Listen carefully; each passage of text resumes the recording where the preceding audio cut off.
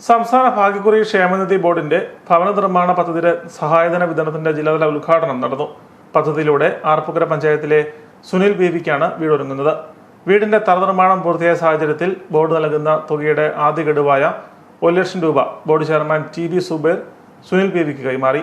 സംസ്ഥാന ഭാഗ്യക്കുറി ക്ഷേമനിധി ബോർഡ് 2021 നറുക്കെടുത്ത വിഷു ബമ്പറിന്റെ ലാഭത്തിൽ നിന്ന് മാറ്റിവെച്ച തുക ഉപയോഗിച്ചാണ് ഭവന നിർമ്മാണ പദ്ധതി നടപ്പാക്കുന്നത്. സംസ്ഥാനത്ത് 160 വീടുകളാണ് ഈ തുക ഉപയോഗിച്ച് നിർമ്മിക്കുന്നത്. ഒരു വീടിന് 5,92,000 രൂപയാണ് നൽകുന്നത്. പദ്ധതിയുടെ